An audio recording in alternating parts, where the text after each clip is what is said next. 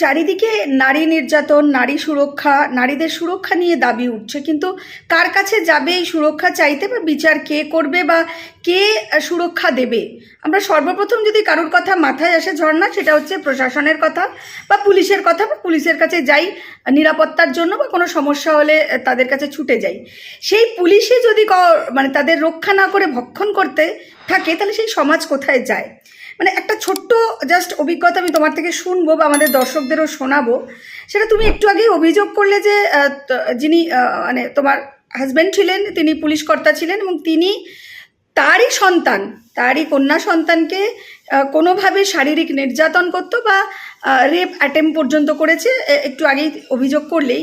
এই বিষয়টা নিয়ে যদি বলো, মানে প্রশাসনে থেকে একজন প্রশাসনের কর্তা হয়ে যদি তার মানসিকতা এই জায়গায় হয়, তাহলে মানুষ কোথায় যাবে? প্রশাসন তো পরে, আগে মানুষ হতে হবে। প্রশাসনের ভেতরেই বোধহয় অনেক মানুষ আর মানুষ নেই, মান আর ঘুষ দুটোই নেই। আর আমি তখন এটাও বলতে পারবো না যে আমার মেয়ের সাথে এটা করা হয়েছে, কারণ তাতেও তো আমাকে প্রমাণ দিতে হবে। আমার গায়ে দাগ নেই, আমার নিঃশ্বাস প্রশ্বাস চলছে, আমাকে দেখে বোঝা যাচ্ছে না মানে আমার উপর নির্যাতন হয়নি। আমার মেয়েকে 14 বছর বয়স থেকে মলেস্ট করা হয়েছে, সেটার তো কোনো প্রমাণ নেই, আমি তো প্রমাণ করতে পারিনি। তাহলে হয়নি, তাহলে মা মেয়েকে ব্যবহার করছে। মানসিকতাটা এখানে, বলদটা এখানে। আজকে কেস চলছিল 2022-এর জুলাই থেকে 2023-এর অগাস্টেও মারা যায়। এই একটা বছরে কোর্টে মেয়ের জন্য একবার ভিজিটেশন যায়নি, কারণ বাবা মেয়ের মুখোমুখি হতে পারতো না। সমাজ কি দাগিয়ে দিল, প্রশাসন কি দাগিয়ে দিল? মেয়ের জন্য, বউয়ের জন্য ডিপ্রেশনে মারা গেছে। আজকে যদি আমি তার ফোনের সমস্ত ভিডিওগুলো বা চ্যাটের স্ক্রিনশটগুলো দেখাই, আপনারা বোধহয় নিজেদের বিবেক দংশনে মারা যাবেন।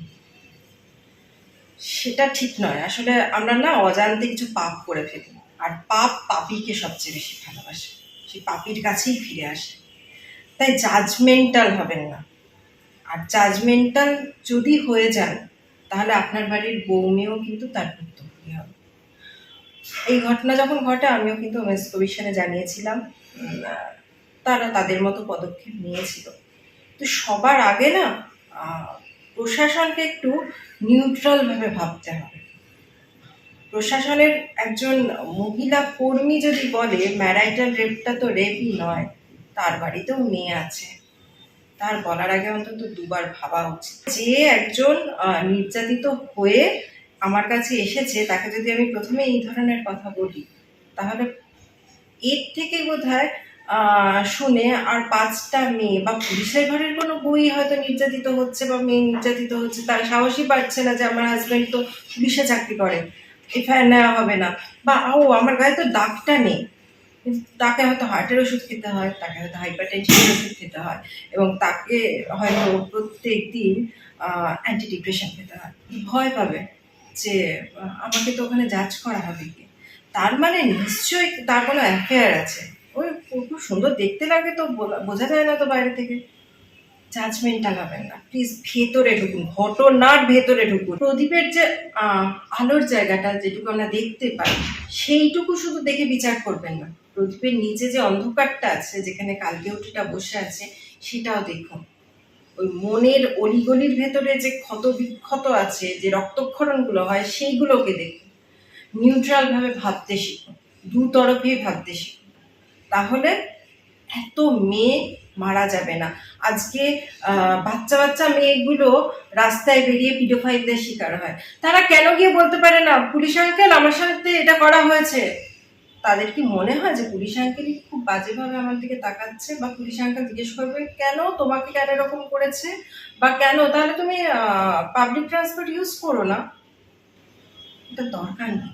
একটুখানি আপনারা এগিয়ে আসুন, কারণ এরকম হতে হতে না এক সময় বোধ হয় এত অরাজকতায় ভরে যাবে যে তখন মানুষ নিজের হাতে হয়তো আইন তুলে নেবে। সেই দিনটা ভালো হবে না, সেদিন আপনাদের আর প্রয়োজন থাকবে না।